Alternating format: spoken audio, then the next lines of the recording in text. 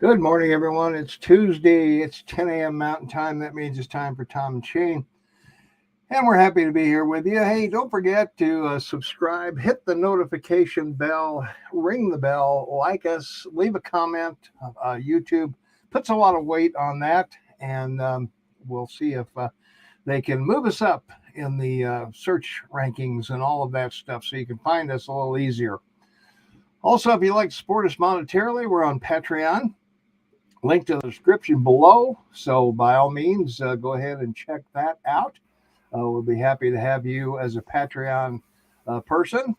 And also, of course, we do this with StreamYard, and we would appreciate you checking that out in the description below as usual. So this morning, we are talking about illegal immigration and what that costs you, and the price is a heavy one. Shane, thanks for joining us. And boy, we have we've got nearly 1 million people with the Border Patrol encounters at the southwest border. That's just so far, and the year's only half over. What the hell's going on? Well, it's the policy of the government of the United States to allow anyone to enter your country.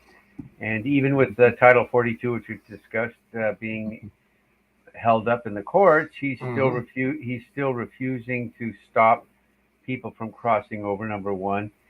Laws to the people coming over, that they came over throughout the COVID issue without masks, no vaccinations, being sick, being sent around your country.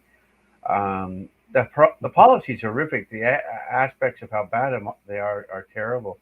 Yeah. In fact, illegal immigrants released into the state so far that at least we know about 836,000. They're being shipped around in the dead of night to cities and states where the governors don't want them to be there. Don't want them sent without, local permission, because they're going to be taken care of by someone. So, well, it becomes a matter of local and state and federal policy, because the care of individuals, particularly people that are new to your country illegally, it's a split cost, because they're making every effort they can. They got there illegal, so they'll try and get benefits illegally. So they'll apply for city, state, and federal grants and benefits and scam the system. I mean, you start scamming, you're not going to stop scamming once you get somewhere. No, I don't think so. Well, one of the questions I have, Shane, that we've got to talk about is, why not just stay in Mexico? I mean, the weather's good. You got water on both coasts. You got plenty of hotels to work in. Plenty of landscaping to do. Why do we have to trek thousands of miles across Mexico to get to the United States? Is Mexico racist? Do they just not like Haitians or El Salvadorans or Honduran or whoever else is coming this direction? Well, because of the drug cartels and also the failure of the government, which is terribly corrupt, the Mexican country is coming close to being a failed state. The upper class is primarily of Spanish descent. The middle class is a mixture of indigenous people and Spaniards, and the lower class are a mixture of immigrants from other countries. Their unemployment rate is terrible. Their currency is in trouble. The only benefit they have is a government-owned, oil company that's poorly run and corrupt. So there's nothing good about staying in Mexico other than the climate and basically cheap Mexican food, because of it's just the historical traditions of it. Yeah. And it's the same food a lot of people eat, but they don't want to go there because most important, there's no benefits. Well, that's what I'm saying. Yeah. There's no. Well, you didn't say that, but there's no benefits. But there aren't. There's no benefits. No, there aren't. Yeah. There's no unemployment benefits. There's no medical benefits. There's no child benefits. There's no rent benefits, clothing. There's not free clothing. Like 60% of the clothes that North Americans, Canadians, and Americans give up free to be turned over to be given away, Mm-hmm. 60% of it's thrown away. It's buried because there's no one there's no one to Mm-hmm. use it, and the cost to ship it to other countries Yeah, it's not worth it. not worth it. So I mean, there's a Mm-hmm. list quite long of why people don't want to stay in Mexico. Yeah. And the real estate in Mexico is the same as it is, the primary or Mexican real estate's gone. Mm-hmm. Secondary or regional areas are gone. So there's very little real estate or places to buy. You're going to end up living in a lean-to or a tent, which is what you came from. Yeah. You know, Not much better. Well, let's talk about some of the costs because we got 4.6 billion in health services paid for by federal taxes. You got 2.8 billion financed by state and local taxpayers. You got 3 billion bankroll through cost shifting, and that's where higher payments are incurred by patients to cover hospital care of uninsured people. And as we all know, Medicare is not going to change their prices. So these hospitals are in real dire straits because of this lack of money pouring in. We got 1.5 billion in physician and charity costs. And how much money did we send to the Ukraine, Shane? We got 59 billion to educate these kids, with a 98% through property taxes and local school levels. And in most cases, the schools can't handle the increase of the students. well, you're heading towards 100 billion. You've sent the Ukraine. The Yeah. last was 40 billion, but more importantly, all the COVID money that was sent out to the states because of what happened back Mhm. in 1920 and 21 hasn't been spent, so it's still sitting in the coffers. Interesting aspect of this money that was sent to all these states Mm-hmm. at their behest and because of the Biden administration, it didn't have a direct uh, uh, or they didn't have directions of how to spend it. Meaning, it wasn't specified as to what it was to be spent on. It was True. just Yeah. it was just COVID relief. So that means all this money sitting in these COFRs, bank accounts, whatever you want to call them, of states, and their departments are there to be utilized for these sort of things. Now it's Mhm. going to become very aware that was intended, and ultimately, I expect a lot of this money that was meant for COVID will go to immigrants, illegal immigrants. Mhm. That's Yeah. where it's going to go, and that's what their plan was. Yeah. Yeah, more people have been apprehended illegally crossing the U.S. border this fiscal year than any year since 2009. Shane, I mean, I can't imagine Mexico has to clean up the trail of trash and other things that were left by these people as they come along, and where they get food, where they get clothing, where they get their bathroom facilities. There aren't any. Um, you know, uh, I would think Mexico would say, "Hey, you're not coming through here," and trashing our country. But I don't know. They seem to Well, there's always a be cost, just fine. and Yeah. to stop something like this and prevent it, there's always a Hmm. cost involved. On the other Yeah. side of it, there's money, Hmm. and look, the people making the money are the drug infested people in Mexico, and they're the ones charging most. They're the ones being paid by Yeah. most of these people to get through Mexico. Hmm. And from what the news is saying, they're making anywhere from 500 to $1 billion a day, some ridiculous number, Yeah. moving all these people for between $2,000 and $8,000 a person or child. Hmm. And most of them are going to end up working for the cartels in the United States in their drug business or their sex business or Hmm. prostitution and so forth. Yeah. So at the end of this terrible thunderstorm and lightning is a bigger tragedy. It's like it's a forest fire of people being forced Hmm. into a situation they can neither afford and think that somehow they'll end up with a better life, or their children will, and in fact they won't. The Yeah. drug and prostitution trade is Hmm. uh, is a becomes a generational thing. It moves from one generation to the next. It doesn't. You can't make a break from it without literally being taken somewhere else or away from it. So, Yeah.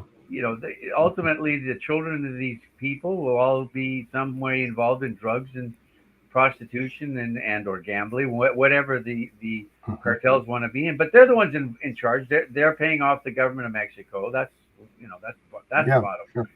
Yeah. Well, yeah, human trafficking, women and children and whatever.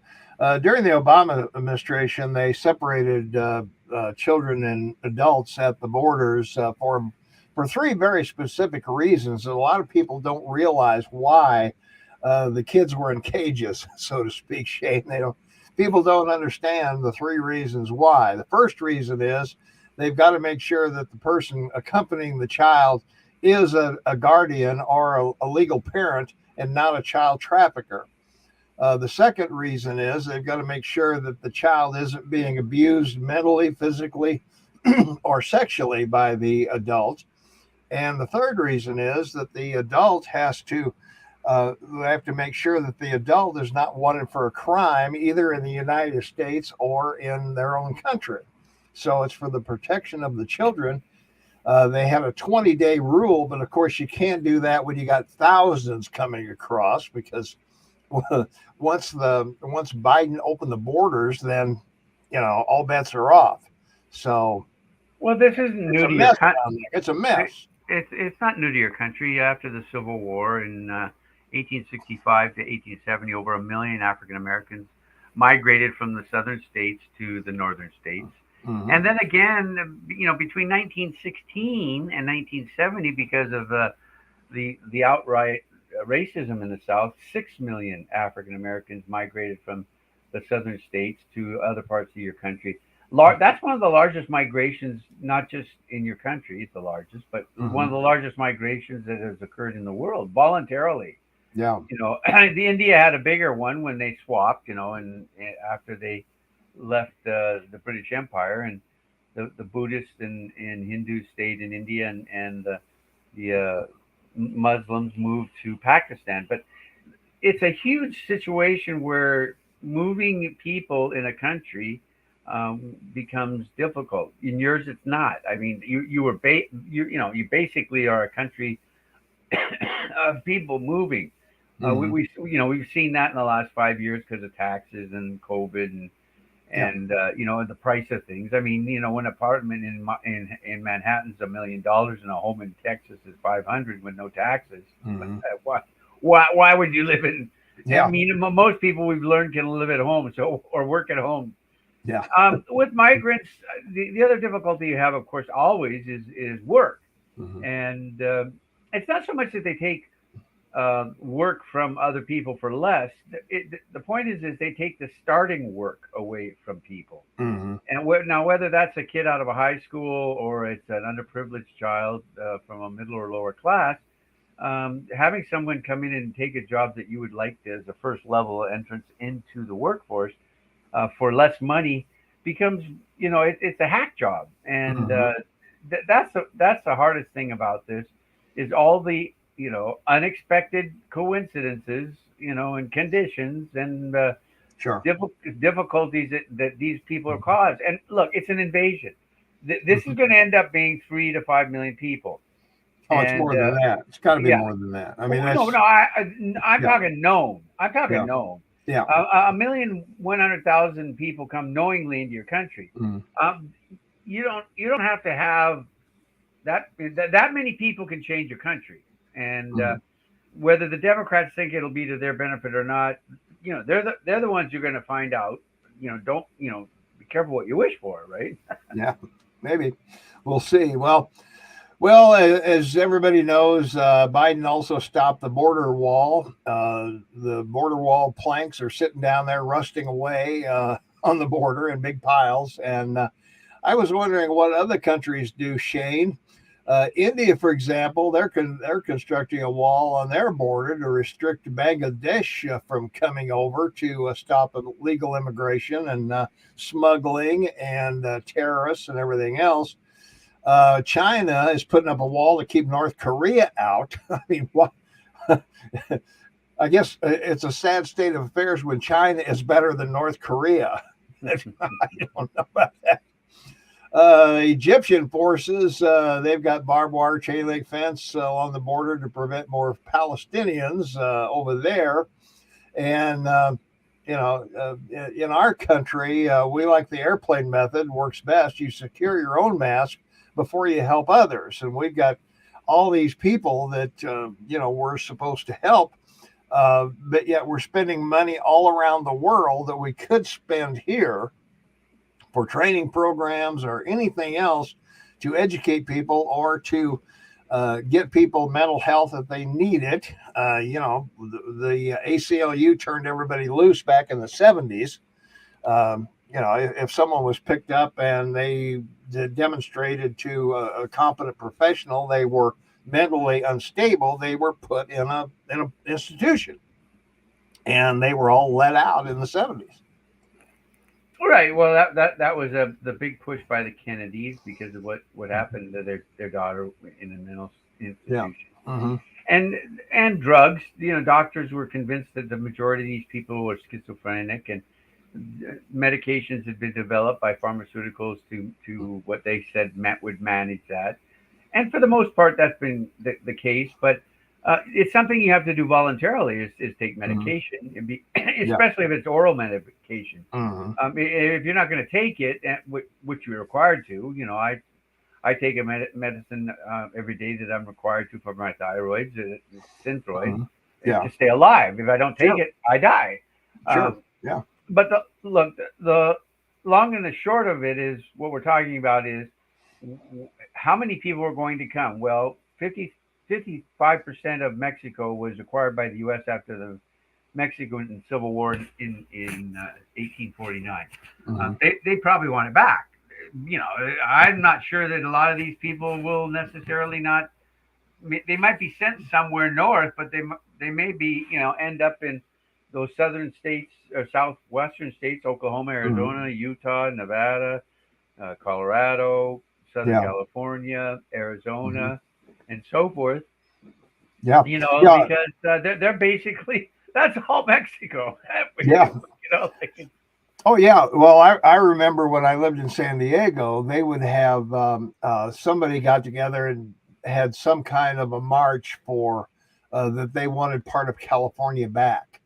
And the march was just vilified by everybody because they were carrying Mexican flags. So the next march, they had all American flags when they were marching. So, I mean, it didn't matter. But yeah, they wanted Mexico back, or they wanted California back. They wanted Texas back. All of that area that they lost. And so, yeah. Well, Texas is the only state that was ceded as a country, not a territory. Mm-hmm. Yeah. So under their constitution, they're the only ones that can leave. Mm-hmm. The rest of the state, like we always talk about a state bankrupting, going back, you can't. They'd have to refinance their debt and so forth. Yeah. It's the same in this case too. All these states have been accepted through a process, that your constitution provides. So they're not going anywhere. I mean, I guess if your country broke up, they could. I don't know, but the bottom line to what we're talking about is the sheer numbers of people that believe that there's an American dream here for them. And, that American dream has always been there for people that three things: that are educated, work hard, and have a family. I mean, those are the three preeminent things required for a stable American nuclear family. They're not all going to find that here. And that's the failed reality and the failed policy of your present government, and it's quite harsh. But yeah, it is. I don't understand. People don't seem to realize the cost of this is astronomical. It's all over the place. All these people, you got to feed them, you got to clothe them, you got to house them. The cost is just off the charts. But we really don't feel that pain. Our taxes are relatively the same. Our property taxes, that's the one thing. The property taxes go up dramatically because of the cost of everything else. And then when you got gas prices and everything else, we feel that more than we feel illegal immigration. And in our two areas, I'm in Montana, you're in Canada. If we were in San Diego or Los Angeles or Phoenix or Austin or, Dallas or Fort Worth, we'd feel it much more than we do in our present places. Well, anybody that's traveled will understand what we're talking about, and Yeah. it's called cultural shock. Mm-hmm. If you travel to other countries that you're not familiar with or haven't been to a similar country and you arrive, you find like it's a cultural shock. The biggest one for me was India, for every reason: the climate, the people, and the smell, all the food, all of it was a huge cultural shock. So all these people that are coming illegally are going to be faced with a cultural shock. Right. And that cultural shock is, all of a sudden you're sent off to a different type of climate, a more aridable climate, not a tropical one. And there's seasons. There's winter. Yeah. It's not summer all year round. Yeah, that's for sure. The food is different and costs a lot more than where you came from. You have to work to survive. I mean, in tropical climates, you don't necessarily have to work. You just have to find food, which there's an abundance of. I mean, it grows everywhere. It grows everywhere in the trees or in the bushes above ground. And there's all kinds of fish or food in rivers or creeks or the ocean, all of which is free. You can grow it. Yeah. So, I mean, all of a sudden, you don't have any of these choices that you've had all your life. You have now new ones. And so it becomes a horrific burden when people start starving. Yeah. Literally in the streets for a democracy, a republic like yours to go through what, I mean, it's not something, you don't really have a protocol for starving millions. Yeah. I mean, America has a lot of protocols to care for people, but not one for literally hundreds of thousands of people starving. I mean, it's just not something, you've ever, you've tried to manage it through state, local, and federal programs, or, to provide for that. But all of this you're faced with over the next 5 to 10 years. Yeah. You mentioned the drugs earlier. The U.S. Border Patrol seized 240 tons of stuff in 2018, Shane, and January of this year, 650 pounds of fentanyl and methamphetamines and whatever, for big bucks. And that's another huge cost because we've had well over hundreds of thousands of people have overdosed on this stuff the past a year. Over 100,000 a year. Yeah, per year. Yeah, it's off the charts, ridiculous. We saw this before in the 16th, 17th century and into the 18th, 19th century with China and the opium trades. This is another example of China's war against the West, particularly the United States. China's poisoning your country. This is being moved by the cartels in Mexico. Sure. It's all coming from China. They're giving it away because it's a political policy of theirs to destroy America. I mean, that's what they want. So the only way out of this is what happened in the late 70s into the 80s, with particularly the Reagan administration. You got to educate children of how terrible all these things are. You've got to teach them that your body produces natural drugs like adrenaline for you to sustain excitement and joy and pleasure. You don't need some outside chemical or poison to enhance your level of experience of love, lust, pleasure, joy, and happiness. That's what has to be taught. But they're busy teaching them about radical theories of, Yeah. racism Hmm.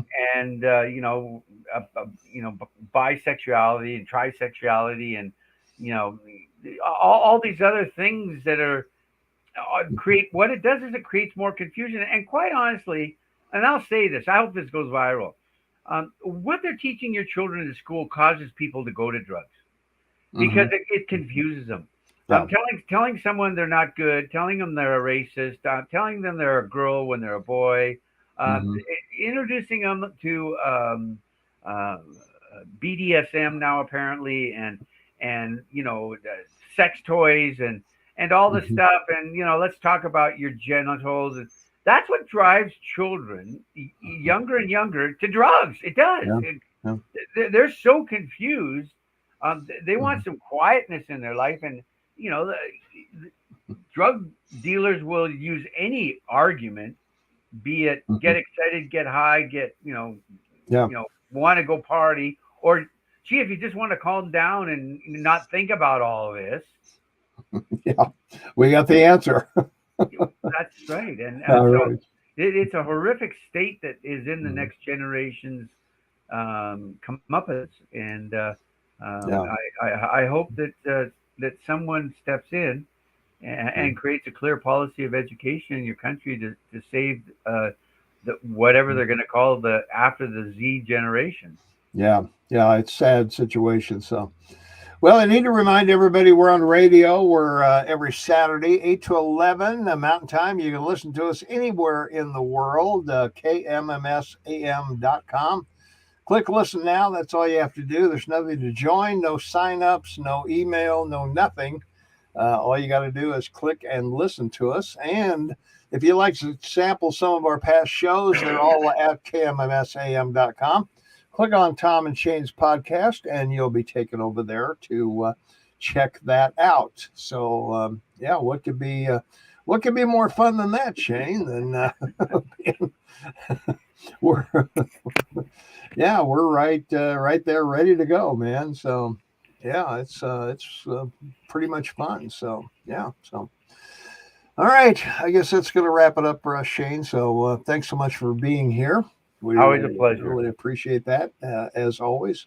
We're happy to provide this every Tuesday and Thursday and Saturday radio, of course. So, Yeah. don't forget kmmsam.com. It's on the crawl right there. Write it down, learn it, live it, learn it, love it.